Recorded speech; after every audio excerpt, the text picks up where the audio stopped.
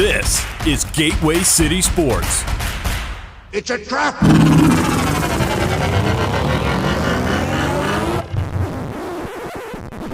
Oh, I'm sorry. Did I break your concentration?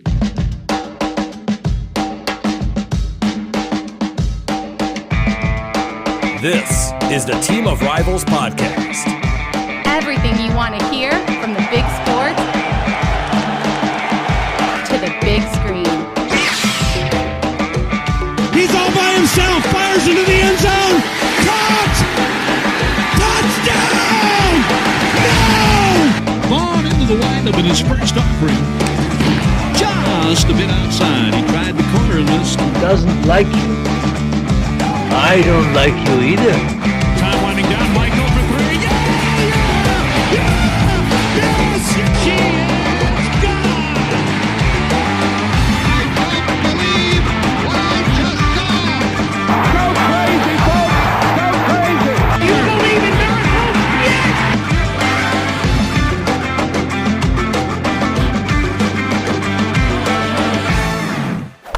You may fire when ready. What?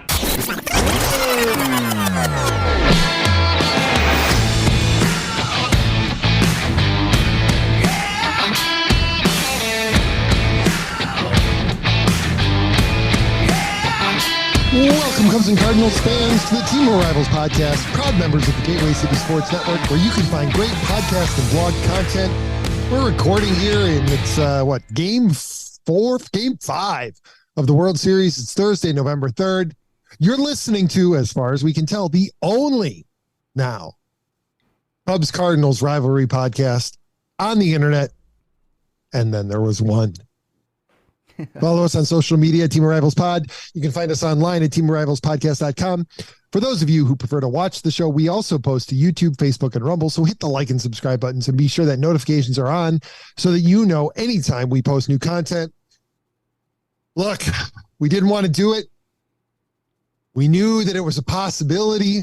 It's always a possibility, but we thought that he had learned his lesson. We thought that he had finally made a commitment to this show, that he had determined what was important to him, but clearly he hasn't. Less reliable than apparently the Philadelphia Phillies offense in the World Series. Always permanent and occasional. You know, the interesting thing is Ron and I were considering handing him a contract, offering him a percentage, making him a partner in the show and sharing in the vast profits. But we just can't do it anymore because, you know, he's not here. So joining me tonight, co-founder of the Team of Rivals podcast, number 104 in the 2021 edition of the Top Cards on Twitter, Ron Nuttall. That other guy, he's just not here. We just can't count on him, man. Well, we're gonna hand him something, all right, and it's gonna be pink, and it's gonna be big, and in slip form, and then we're gonna cut out his 1/16th share of the show revenue. He's not even gonna get a title anymore.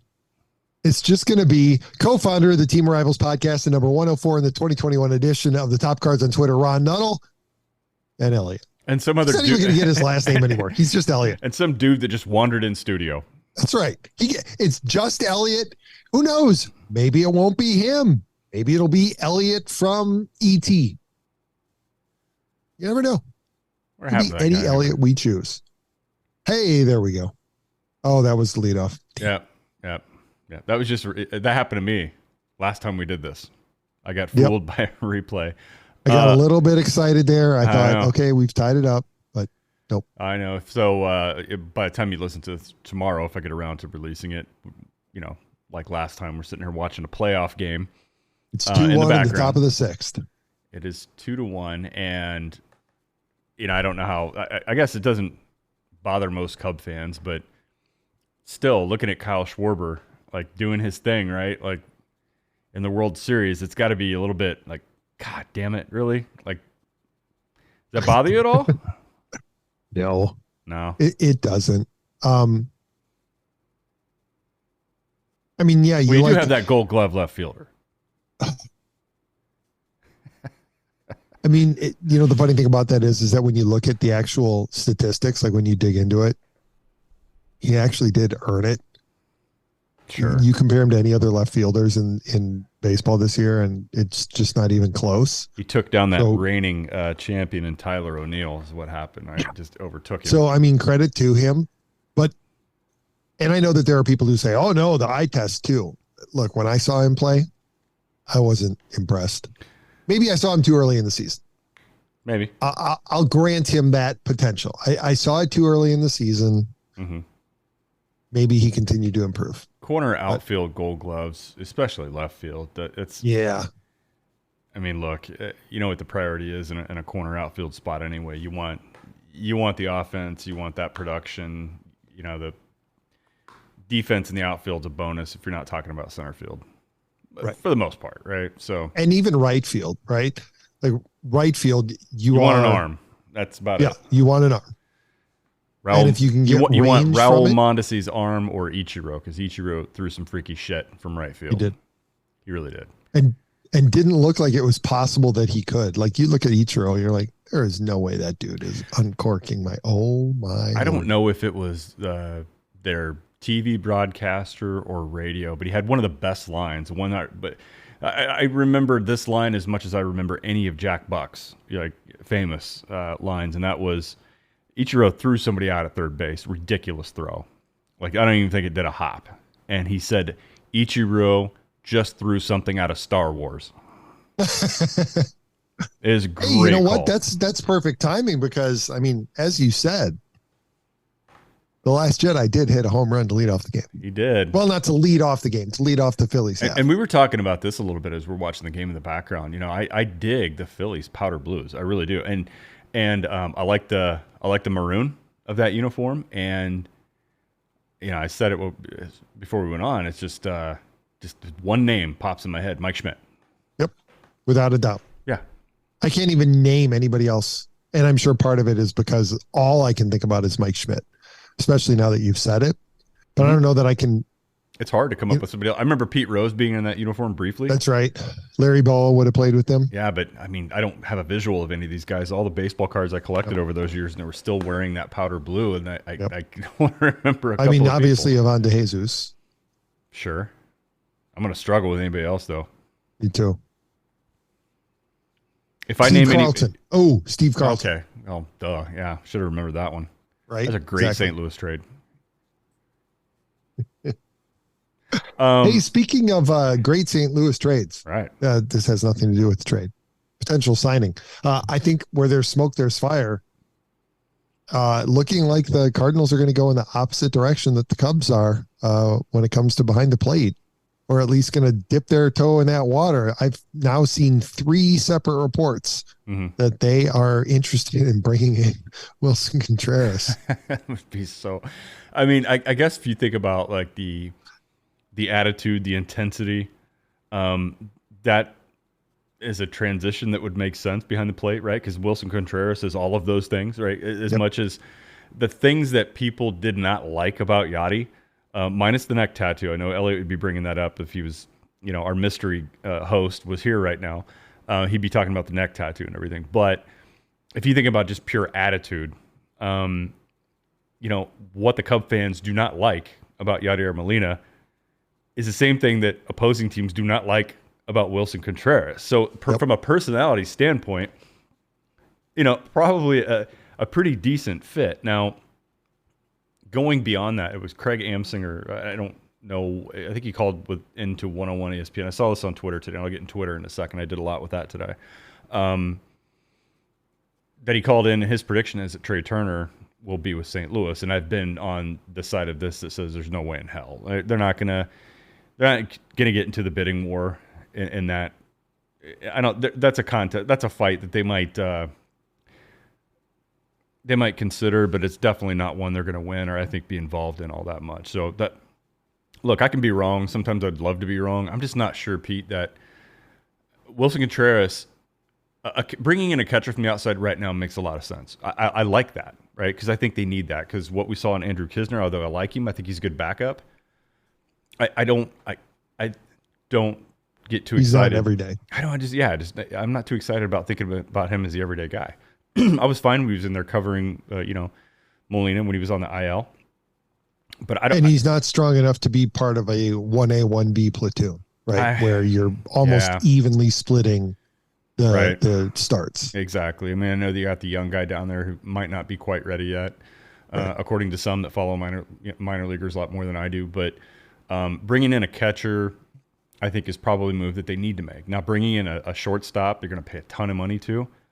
I'm just not sure, Pete, that that's what they really need to do, right? I mean, there's some logic to say, hey, the best player out there, you just go get him and you figure it out. Like if you got all of a sudden you got a surplus of middle infielders, now you got something to deal with, but you go get that best guy. And that, you can make an argument for that.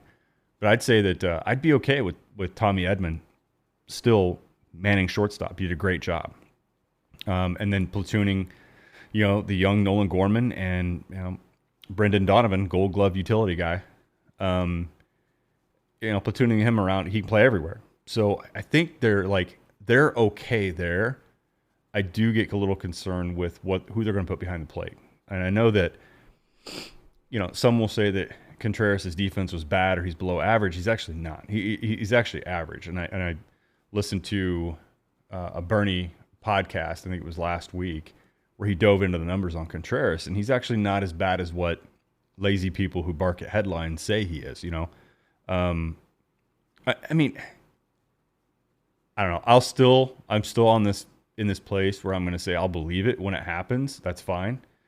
But I do think it's more realistic for them to go after that spot as far as position players. And then I think the second priority would have to be, let's figure out this outfield conundrum, because it's been going on for God knows how long now, right? I had some guys that would be in everyday starting lineups around the league and that are out there doing it, and the Cardinals let them go. That's another part that needs figured out. They need an outfielder with a bat, preferably left-handed, and they do need to fill that catcher spot. Those are two offensive needs I think they've got to address.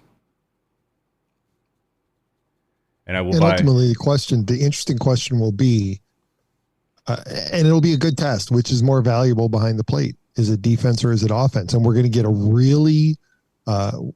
we have a really great opportunity to figure that out from last year to this year, because the Cardinals rotation or pitching staff looks to be largely the same so far. I mean, I wouldn't put it past them to make major changes, but it looks like it's going to be largely the same from 22 to 23. And so swapping out Yachty for Wilson would be an interesting way, be an interesting experiment, right? Because you kind of have a control. They're both working with the same staff and everything, which makes more of a difference. The extra offense that Wilson's going to bring, or the extra defense and pitching quality that Yachty brought. Yeah, I don't have a good answer for you. I mean, I could say, look, Wilson is probably at worst right now, maybe an average catcher. In some metrics, I'm sure you could dig up that he's below average. But overall, can he call a good game? Can he work with that staff? We don't know. Sometimes organization has something to do with that too, since the Cardinals have had that for such a long time. That could have some kind of impact. Who the hell knows, man? But I'll take the offense. But at that position, Pete, if you're just asking, if I'm building a team from scratch, I'm like, I want the defense back there as a priority. But that means I got to be doing my job everywhere else. I got to be putting the right team around that catcher. That defense up the middle, I prioritize that at short, center field, catcher. I know that's old man, white guy baseball thinking, but you know what? I want strong defense up the middle. And if I've got enough bats around them, they can play supporting roles in the offense, and I'm totally fine with that. Sometimes you get lucky and you have that shortstop who becomes a centerpiece of the offense, and that's fine too, man. I mean, to me, that's a bonus, though. That's just how I would construct a team. I made that comment about old man.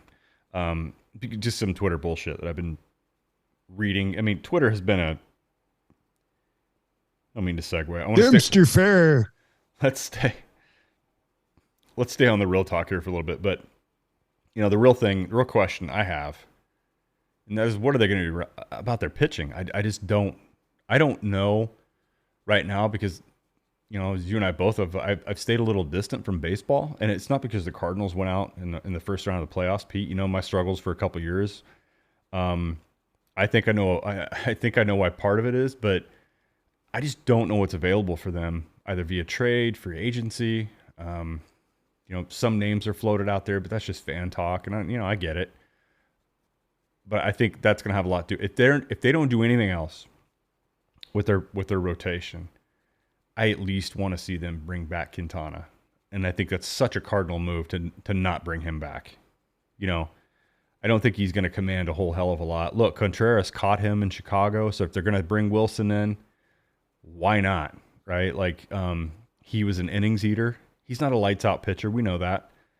But if you've got a good defense behind you in the field, and the Cardinals do, he did well in St. Louis, and I think he can do well enough. I think he's worth them just not entertaining it at all and just letting him walk.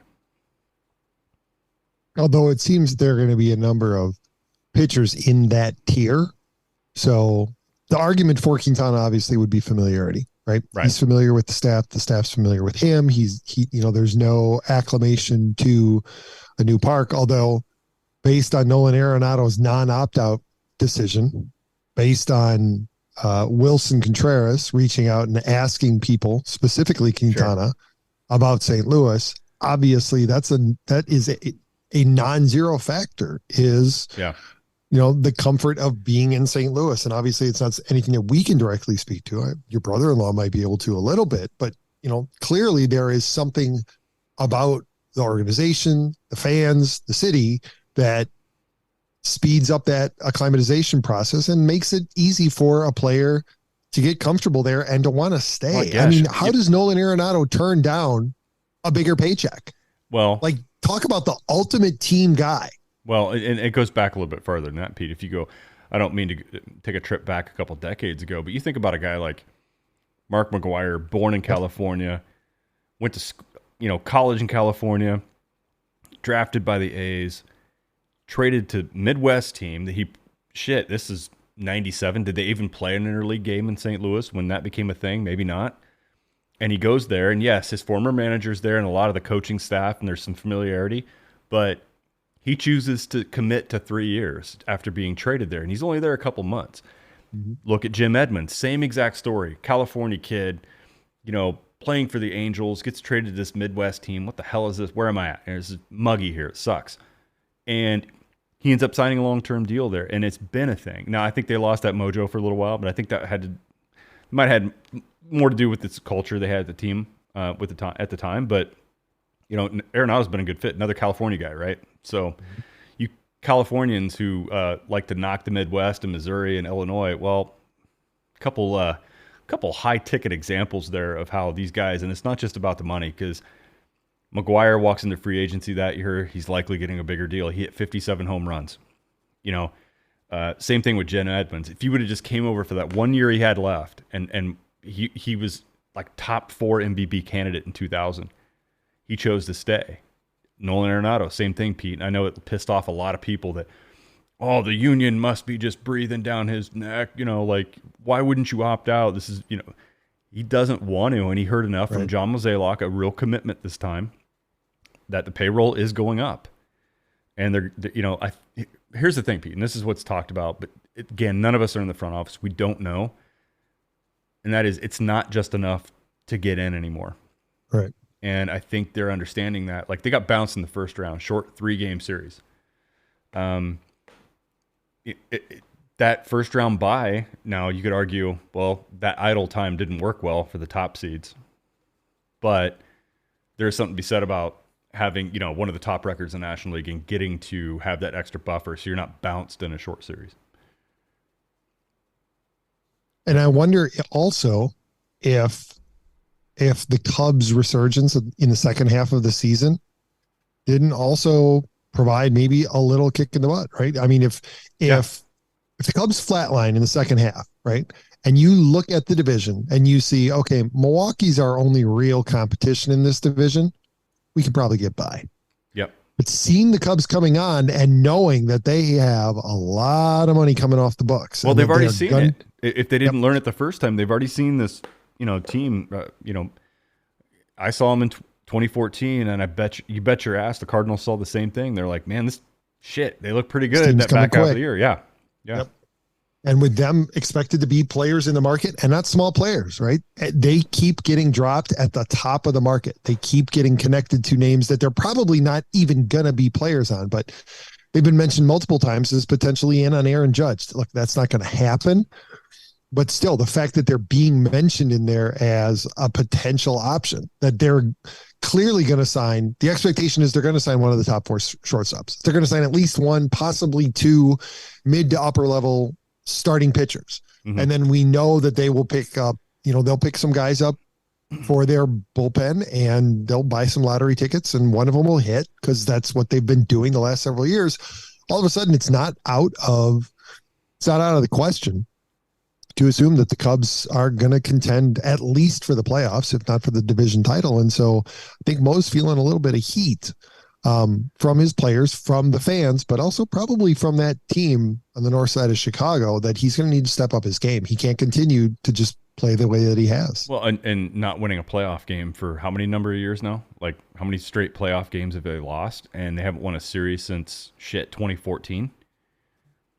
So, there's pressure from that angle too, but how much motivation do you, motivation, but maybe inspiration do you see with a team like Chicago who maybe you're looking at next year, the year after that, if we can just get in mode, right? If we can just get in, yep. They're looking at a team like the Phillies right now who just got in, right? And look what they've been able to do.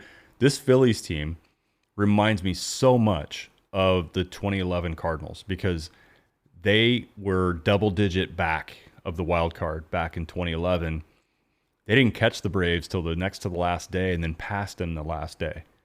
So they were in elimination baseball for over a month and went in battle mode. I mean, they went in full, ready to go. There was no downtime for them. There were no meaningless games or anything played. And it was a benefit to them. Well, health has a lot to say about that too, right? I don't want to discount that. But, going in, you've been fighting for your life now for a month. You got to think by the time you get to some of those rounds of the playoffs, like against the Phillies in 2011, I mean, they were supposed to take them out in 4 games. Worst case scenario, the Phillies would have taken them out in 4 games, and that didn't happen. And I think by that time, the Cardinals have been playing up against the ropes for so long. You imagine a team like that just doesn't. What do we have to lose here? Right? We weren't even supposed to be here 4 weeks ago. And, you've said this many times. It's playing on house money at some point, and the pressure isn't on you like it is your opponent. Yeah, you mentioned it also reminds me of a little bit of the 2015 Cubs as well. Sure. Because they really were playing on house money, and they ran into a team that was so far superior in the Mets that year.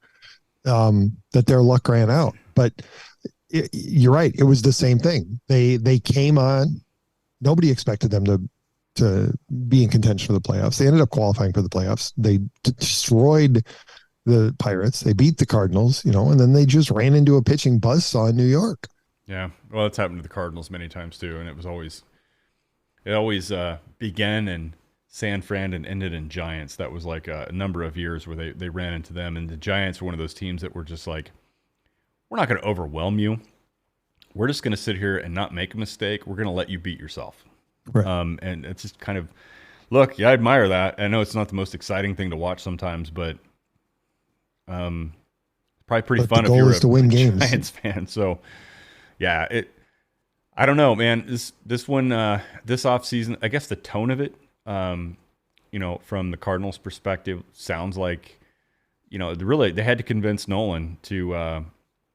I don't know how much convincing they had to do, Pete. That's not fair for me to say, because he did contemplate it for a number of days. Mozeliak flew to his location, had a one-on-one, face-to-face meeting.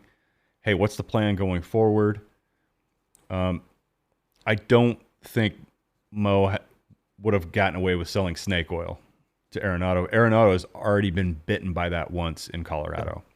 So you have to think that, he has to come through.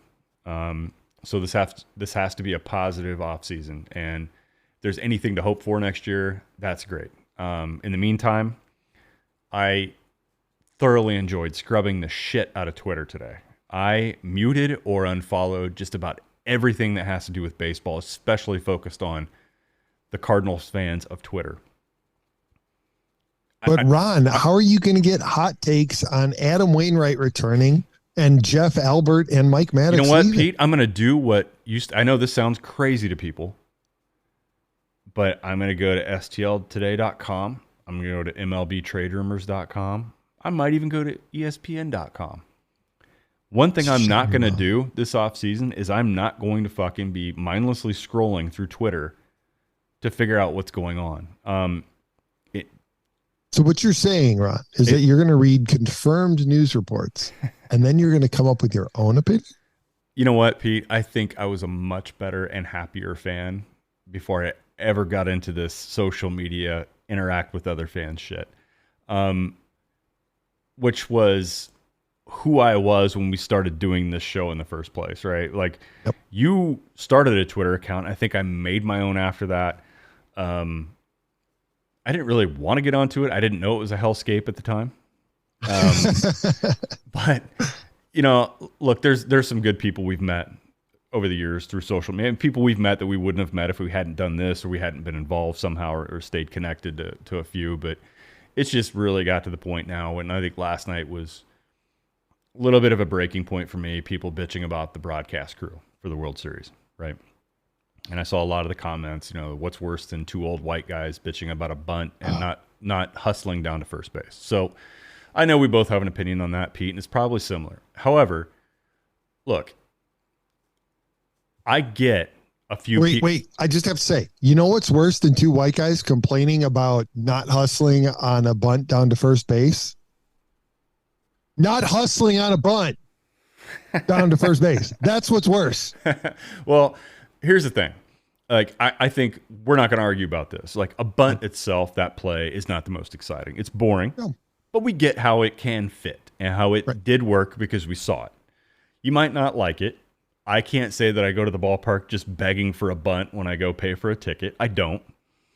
Most people don't. When I was a player, did I like, before I took batting practice, to have to lay three down? No, I hated it. But I understand how it can play a part of the game. And what bugs me is, you know, this generation probably sees one or two of these live a year. Right. And they go batshit crazy when it happens. Now, here's the thing, Pete. I'm going to call a lot of these frauds out. There are genuinely a couple people that get annoyed by it. And they might have a heavy following of a lot of people. The rest of the people that bitch about it actually don't care about the bunt. It's a trend. Right. And they're saying they don't like the bunt, and they're regurgitating everything they've seen from either the influencer or whoever they listen to online. So, look, I'm going to say... It's the same as the people who say that batting average doesn't matter. Exactly right. So, like, 90% of you people are full of shit. You don't even know what a bunt is. You don't know how it worked. You don't know if it worked in the past. And you don't know that it has a role to play in this game. When runs are tight, nobody's scoring, it does serve a purpose. You don't know that. But your influencer out there convinced you that it's dumb. And so you're just saying the same thing, but you actually have no fucking idea what you're talking about. It's much better to strike out than to bunt. No shit. I mean, just, I don't know. I don't know what to think of these people, but it was that and like people bitching about John Smoltz and whoever else is calling the game right now. And look. Yeah, again, they don't know what they're doing. They've only played the game. Yeah, he's only a Hall of Famer. But, you know, look, here's the thing. Again, I'm going to say the same argument I said for the people who are freaking out about the bunt. And over 90% of you don't even know what the hell you're bitching about. I'm going to say the same exact thing about the broadcast team. There's a couple influencers out there that said, oh, the old white guy is calling the game. You know, griping about people not hustling down first base. Well, you know what? Fine. A couple of you honestly feel that way. 9 out of 10 of you are just repeating what they said because it's trendy and it sounds like, hey, look, I'm new age. And I don't like the old stuff. That was all bad stuff, old stuff. You don't have a strong opinion on these announcers. You don't. You're coming across social media like you actually have an opinion about it, but you fucking don't. If broadcasters distract you so much that you can't watch the game, I don't think you really know what you're watching to begin with. It's not that you need a broadcast team there. You can be completely deaf like I am right now, and I have it on mute, and I'm just watching the game. The broadcast team does not have to distract me. And by the way, all of us have this bias, Pete. When our team, if my team is in the World Series right now, or yours, and they're getting beat, they're playing like shit, but the broadcast team is talking, it feels like, more about the other team, Yep. You get annoyed with that, right? Like Joe Buck was a little bit like that. Like when the Cardinals were getting beat by the Giants, I'm like, God damn, does he even talk about St. Louis, or is he just pretending he wasn't from there? And if I go back and watch that now, I'm like, fuck, it wasn't really that bad. Here, it's me being frustrated with my team, hearing the announcer say the Giants more often. And sometimes that happens to people, and I get that frustration. What I don't get are Cardinals fans watching this World Series and getting annoyed by the broadcast team. If they were different people that looked different or trendy, would you be saying the same shit? I don't know, but I think most of you are frauds. I think a couple of you don't like these guys. Fine, fair enough. You probably have an opinion of why you don't like them. I respect that. The rest of you are full of shit. You're just repeating what the influencer said, who has thousands of followers. Well, and it's not like baseball hasn't tried more diverse booths, and they've gone away from them because the audience has spoken. I mean, look at ESPN.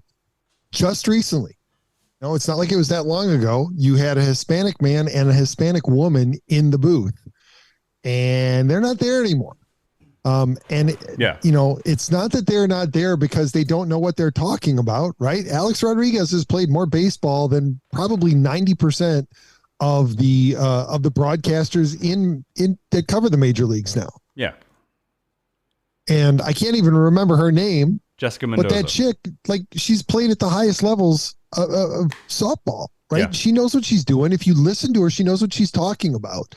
But it's not just knowing what you're talking about. It's also being able to present it in a compelling way. And the audience clearly spoke, and ESPN decided to make a change. Whereas, obviously, Fox is very happy with what John Smoltz has to say, and so does the majority of the audience. Clearly, the majority of the Major League audience that watches baseball on Fox is perfectly happy with the insight that John Smoltz provides when he's calling a game. And ultimately, that's all that matters. It's why Chip Carey still has a job. Yeah. And whether or not you like him, he still has a job because he's good. And it's a younger generation trend. Like you gotta not like the right. There's something you can't like anything. You have to have issue with the former. Otherwise you're not you're not being genuine, I guess. I don't know. But anyway, I read a lot of this or I hear a lot of this shit, scroll and see it, and I had enough today. I'm like, I don't even want to hear about baseball through Twitter. I was perfectly fine with baseball before I ever got to this stuff.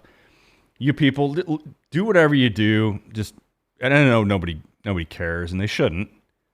I'm taking a massive step away from all this crap. It's just not worth, but the outcome of that is now since I shut everything off, I have nothing but political shit shows up on the timeline now. So it's just like, there's no win. Maybe you just need to delete the app. I ultimately might do that. I know we have to keep our podcast one on there for obvious reasons. Like you have to get the word out. Yeah, but see, what you probably haven't noticed is that I've done a very good job of curating that. Anytime that there's anything political from either side of the aisle that pops up in our timeline, I immediately mute it. I don't block it, but I mute it. It doesn't matter who it is. Yeah.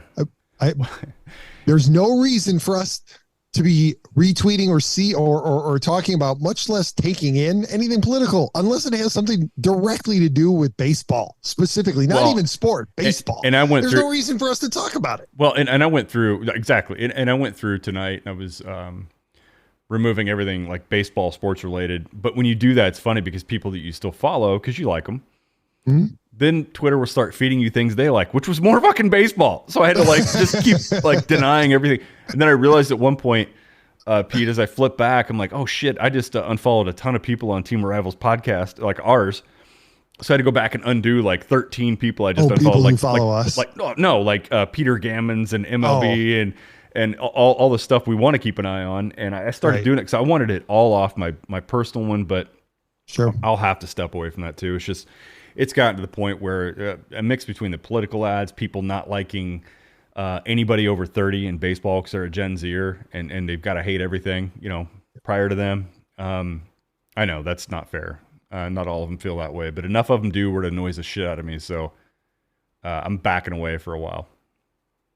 Well, totally understandable. Yep. All right. So Ron, to get back to more salient points, you think it's a big deal that Jeff Albert and Mike Maddux aren't coming back? I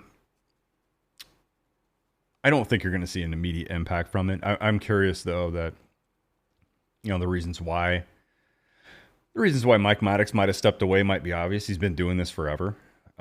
If he wants to take a break, fine. If he wants another job at some point, I'm sure that there's going to be a team that will open the door for him, right? He's got a pretty good reputation. Jeff Albert's an interesting one because it wasn't just. Did you see? Apparently, he said part of it. I saw a tweet, something along the lines of, he said that part of it is he felt like he was being blamed on the outside for a lot of the Cardinals' trouble, and he just didn't want to deal with it. Well, I heard it from Derek Gould via Bernie Miklasz on the radio that had talked to Jeff after this decision was made, and he didn't state it quite that way, but he did state that he felt that he was too much of the focus. But the system he had put in place and the people that are there were good enough. That was in a good place where he felt comfortable enough where he could step down, step away. But I do think that, I would hate to think that from a vile place like Twitter that influences anybody's decision in a profession. I mean, it shouldn't really. I mean, what we say on a social media platform. I mean, if I were those guys, man, I wouldn't be anywhere near it. So I'd hate to think that, dumbass fans who, 95% of them never played organized baseball in their life and have no idea what the fuck they're talking about, could influence a professional's decision in that kind of field. So I don't know if that was it or from, real media, there was a little pressure from them. I just don't know. It's interesting though that seemed to be the reason that he felt he was too much of the focus on all of this, that he didn't want to be. I tend to believe that. I don't think anybody comes out and states it that way. If they don't genuinely believe, like look, I'm a hitting coach here in the dugout. I'm sitting here on my iPad. I'm watching every at bat. I'm watching pitches. I'm watching these guys swing. Why the hell am I in the news? Yeah. I don't come out there and say, hey, Johnny, lift up your back elbow, keep your eye on the ball. Hitting coaches don't do that. Right. And, I can understand that too. Look, we've talked about it before. You only know the hitting coach's name when players are struggling. Yeah. Yeah. When they're doing great, so you don't hear about Jeff Albert's getting no credit for Nolan Arenado. He's getting no credit for Paul Goldschmidt. Right. And maybe he shouldn't for those two guys. Right. He's getting the blame for Harrison Bader's struggles this year. He's getting the blame for Yadi no longer being able. When Yadi comes through in the clutch, well, that's all Yadi. Right. But when Yadi strikes out 4 times in a game, that's Jeff Albert's. Oh, that hitting coach just didn't have him prepared. That 19-year veteran, right? That's not going to listen to him anyway. Right. So you can understand. I kind of get that. I get that. Why is it that I only catch shit? Because, I mean, at least if you're a manager, you're going to get credit for the good and the bad. Now, what's interesting about him is that, he was brought in to instill a system all the way down to the lowest levels, right? A philosophy. I think, here I am. I'm going off things that I've read or heard from real people like Gould and off, the guys on ESPN or something I've read that hasn't been from just Twitter fans, right? This is, real media things that we picked up on. So he was brought in to put a system in down to the lowest levels, and I think we'll see whether he was, a success or not, based on the guys that are coming up, because supposedly these guys are using his approach or using his philosophy. So I think that's what it was about, which kind of is interesting, Pete. Then why was he in the major league dugout where a majority of those guys didn't come up through that? Like, why wasn't he somewhere embedded in the system with that kind of role? I don't know. Maybe major league, on the major league staff, a hitting coach, that's where he has to be. But is he not in player development in another role somehow? So I don't know whether this is good or bad. I can't say, because it's hard to look at the 26 guys on a major league roster and say the pitching coach has tons of influence or the hitting coach has tons of influence over this. I don't know. Ron, I think you make a really good point. It's something that I hadn't really thought of in depth, but honestly, like, you contrast it with the Cubs. They have somebody who is in charge of hitting and pitching, but who is not in the dugout, right? They're in the front office, and they're tasked with with exactly what you're talking about, right? Implementing a system, implementing an approach. And it's not everybody is going to throw a splitter and everybody is going to throw a four seam, right? But it's developing an approach for all of their pitchers that caters to those pitchers' strengths. But that is not your major league pitching coach. That's not your major league hitting coach. No, because you inherit mostly guys that have come from other organizations or veterans who have been there. And yeah, certainly. Some teams more than others. There's a mix of guys that have been in the system, but they may have been in AAA when this guy took over and didn't come up through that. So I don't know, man. And bringing it back specifically, as you were saying, bring it back specifically to Jeff Albert. If he was brought in to implement a system, a top to bottom system from the minors to the majors, how's he supposed to do that when he has to be in the dugout 162 games a year? Yeah, I'm not sure. He can't be doing that for the minor leagues as well. But if the expectation is that he's doing that, well, then maybe, and this is not his fault, right? This is not blaming him.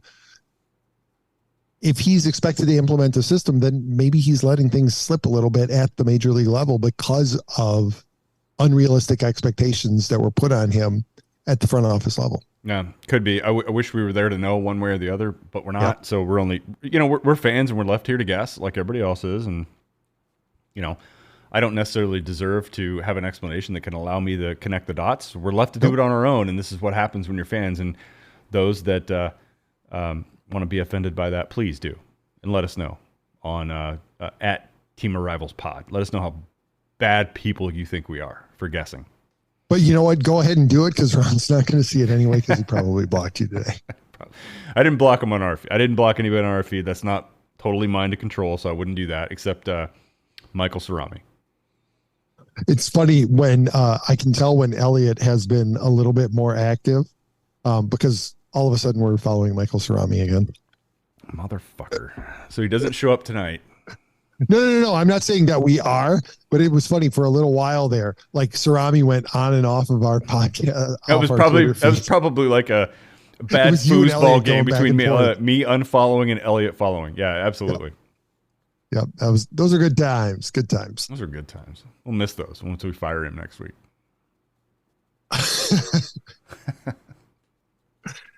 So then you fast forward or you drive north and I think it's got to be an exciting offseason for Cubs fans. A nervous one because they have a lot of decisions to make, especially with arguably three of their top prospects all potentially injured and unsure of when we're going to see him. Brennan Davis apparently has had a flare-up of his back. Miguel Amaya's foot is broken. And Alexander Canario broke his ankle and his shoulder in a game in, what was it, Puerto Rico or the Dominican? So, wow. All of a sudden, and this is what we get into, right? You can't put all your eggs in the prospect basket because it's hurt. Been saying it forever, man. All of a sudden, all those plans that you had go right out the window. Yeah, absolutely. And then I don't know. I don't want to use that example because I hate bringing it up, but I'll tell you one prospect that the Cardinals have, and Pete, you know how I am with that, man. I'm very much on prospects. I'll decant that wine before I rebottle it and drink it. I do not pop the cork and put my lips right to the bottle like a lot of Cardinals fans, younger ones, do about the prospects, man. I don't. Call it my experience all the way back to, let's go to Todd Zeal. Supposed to be the next Johnny Bench, and that was very much not the case. But there is a prospect they have that's playing in the Arizona Fall League, Jordan Walker, who, holy shit. I mean, if there's any player in love with him, and if there's a young player I'm looking at going, holy crap, man, this might be one. This might be one that they get here that the hype he may live up to the hype. But I will say this about him. You'll enjoy this. This kid's like 20 years old. Or 19 maybe, I don't know. He has a 36-year-old face, and it reminds me so much of Derek Bell. I mean, his face and everything, like he looks like in the face way older than he is, and I know he's a young kid, but my God, the sound of his bat, like there were some live videos of fans just in the Arizona Fall League behind the plate, a couple shots of his latest home runs, and it is super impressive. He's not quite ready yet. I don't sit here and go, hey, man, he's going to be, breaking with the St. Louis roster here in spring training. And I probably wouldn't be smart given that he is so young. But what's funny about it is his sheer size and everything reminds me, and his age of his look reminds me so much of Operation Shutdown. That just makes me laugh. You know what? He also looks a little bit. I mean, I definitely see the old face, right? Like I'm looking at it right now on the internet. Yeah. You're right. He definitely looks older than he looks older than 20. Yeah, maybe, but his build, his size and everything reminds me of Derek Lee too. Yeah. Who I'm seeing though, as far as what his face looks like, seeing a little Willie McGee there. Gotta love Willie McGee, man. And I'm not saying that's a bad thing. No. Got a lot of good years out of Willie McGee, and then bonus years when he came back. And it's still it's a gift that keeps on giving. Oh, Dusty wasn't happy. There's a shock. He swallowed his toothpick sideways. Boy, Dusty pulled a Dusty the other night with Lance McCullers, didn't he? Mm-hmm. Oh yeah, why not, man? I like it. Tank says it's empty, but you just keep going. It's like that episode of Seinfeld. Yep. We're going to find out just how far this goes. That's right. Yeah. So, but anyway, going back to it, I don't get overly excited about prospects. This one I'm probably, on a scale from 1 to 10, I'm probably at about a 7 on him. I really like. And for those of you who don't know, this is kind of like a Ron 7 is like an everybody else 10. It's kind of like California, right? Have you heard that term? She's a California 7. Well, or it's like anywhere else in the United States, she would be a 10, but in California, she's a 7 because there are just so many good-looking people out there. Yeah. So there you go. Jordan Walker is a Ron Nuttall 7. Anywhere, any other prospecting service, he'd be a 10, but Ron 10%. So you got to take it down 3. Pretty good though. I like it. Above average. That's right. I mean, I have no. Yeah, like a young Twitter, prospect influencer follower. I haven't jizzed all over myself about it yet. Yet. That's a key word. We'll see what happens there. But anyway, it's a little bit different ending to a season for me. I don't have a lot of skin in the game about who comes out on top here. I'll stick with the National League. Most of us are still like sour about how the Astros supposedly competed in previous years, even though that whatever system they use is probably long gone by now, and this team probably is doing it without that. But I don't know. They've got a new system. Oh, it's stick them in the glove. Right. Yeah, I saw that too. I mean, if you look really hard at that Honus Wagner tobacco card, I see a little lump in his jersey. So I think even all the way back to there. Well, I mean, then it was blatant. Everybody knew people were cheating. Nobody cared. They even grandfathered it in. Yeah. I forget who it was, but there was one pitcher who was known for throwing a spitball. And when they outlawed the spitball, he was grandfathered in because it was part of his arsenal. So he was allowed to continue throwing it. A spitball. I still want somebody to explain the mechanics of that one to me. How does making a ball more slick help you? Well, I'm sure that we're not getting the full context of it, right? Maybe it's exactly what we're talking about. It's getting that dirt and then spitting into the dirt the concoction that comes out of that is what you're predecessor using. To Spider Tack. There you go. That's it. It was Red Man Chew and dirt. That's right. Red Man Chew and dirt. All right. So I think plan going, unless you got more Cubs things you were dying to talk about. I tell you what, there's not a whole lot to talk about on the north side because everything's in a holding pattern, right? I think all the big action in Chicago, in contrast to St. Louis, and I get it, right? There were a lot of decisions that needed to be, they didn't need to be, but for the Cardinals to move forward, there were a lot of decisions that needed to be made in the last week, right? Adam Wainwright had to declare, yes, I am definitely coming back. Mm-hmm. Albert Pujols needed to quash all the rumors. He's done. He submitted his retirement papers. Arenado needed to make it. He didn't need to, but he did because Mozeliak needed that certainty. So Arenado made his opt-in decision early so that Mo could get to work. Yep. Albert and Maddux leaving, that needed to happen. For the Cubs, the only thing that's happened in the last week since we got together is that another prospect got injured. So, but the Cubs are going to have a lot of difficult decisions when the World Series ends because they have a 40-man roster crunch. And so there are going to be some difficult decisions, and it's going to be interesting to see which fringe prospects do not get added to the 40-man because the Cubs are rolling the dice that nobody's going to want to roster them for the full season. Do not underestimate the San Diego Padres. I know. I guarantee the Cubs are going to lose one or two prospects that they were probably hoping they were going to be able to slip through. Sure. Yeah. But you know what? Here's the thing. It's not going to be the Padres, right? It's going to be a team that is a couple of years off, but they feel like they can put somebody on their roster and never actually use them during the course of the season. But still, they're willing to sacrifice that spot to put them on because they want them in their system. All they got to do is roster them for a year.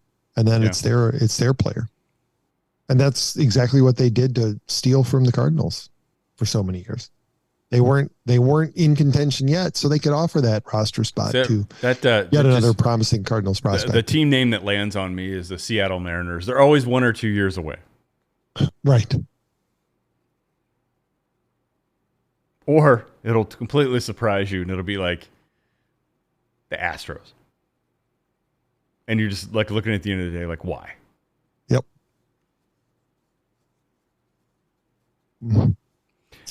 Going into this offseason, though, it'll be an interesting one for us because this year has been a little bit of a struggle. Scheduling and just life in general has been a challenge for us to get on here consistently every week. Pete's in the education system, so sometimes events and everything run late in the night, and he can't make it. We've got our mystery host who... it's been challenging for him to make the shows, and certainly for me, all of us work full time. We have young families, myself coaching baseball a bit too, and it's exhausting on both nights. So I think what we have talked about here is that much like the former Cubs Cards cast used to do, they used to take a break during when the season wasn't in. They'd come back, maybe do a show if something big happened. That's probably not to follow suit. But I think logically that's probably something we'll be taking a look at in this offseason. I don't expect that there'll be enough on the baseball front for us to really have the motivation to get behind the mics every week, other than just a bullshit if we feel like it, which is perfectly open. But I don't think that once this World Series closes out, don't predict that a weekly show until we hit spring training is going to be something that I don't think any of us have an appetite for. And God, with... we started doing this 6 years ago, Pete. There were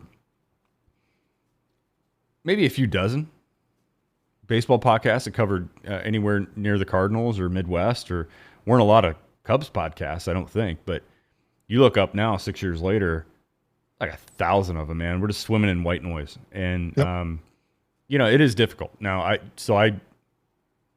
tip my hat to a lot of those guys who've been doing this for years, and it at times can be challenging to motivate yourself a little bit to get in front of a microphone to talk about something, especially when things aren't happening, whatever.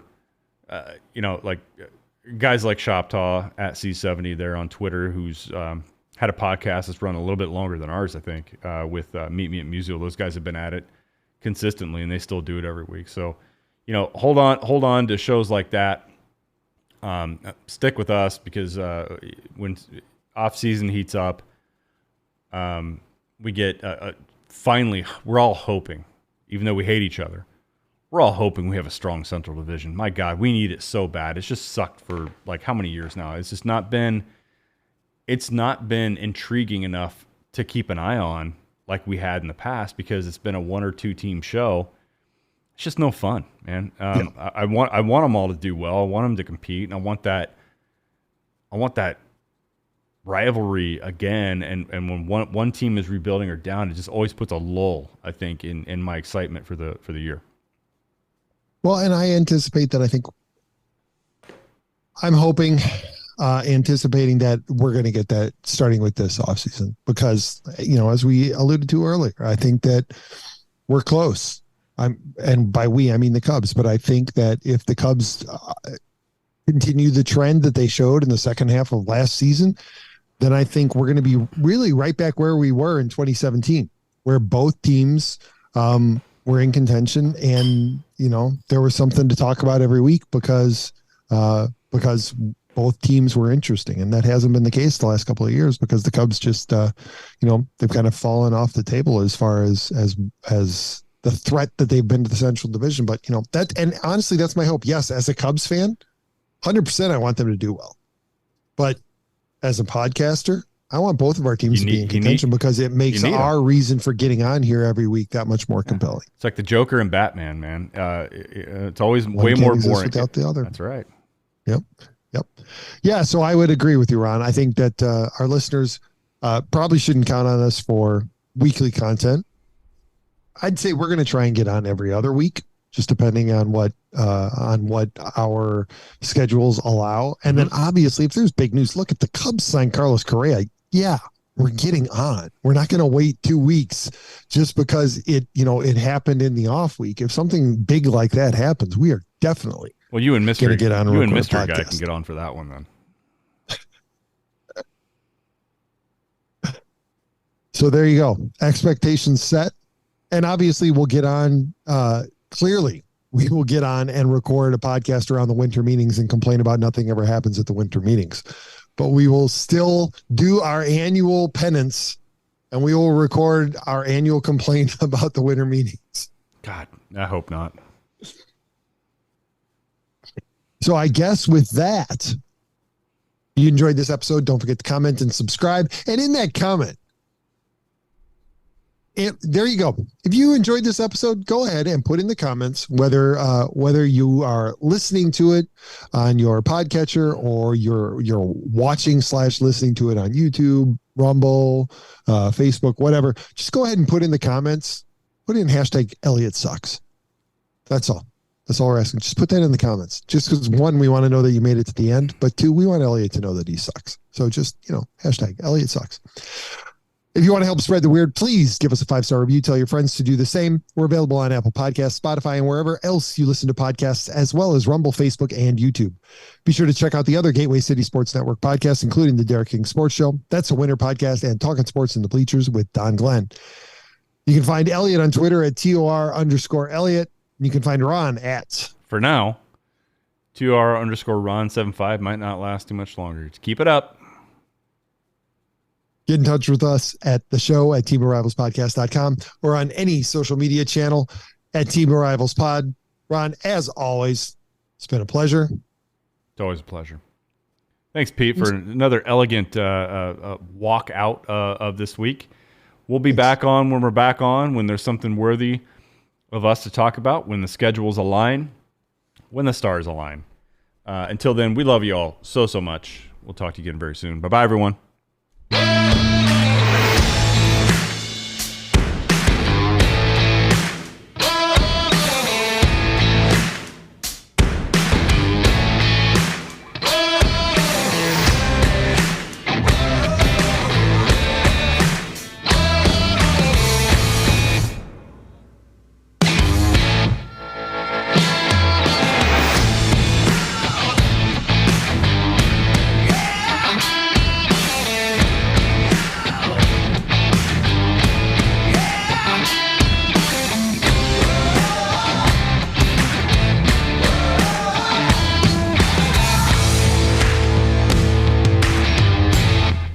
The cuteness of Altuve has worn off quickly. You always it's like a Justin Pedroia thing. Like, hey, look, man, I bet people looked at you and said, it's going to be tough for him. Like, he doesn't have that physical, thing going on here, and you're not going to be a major leaguer.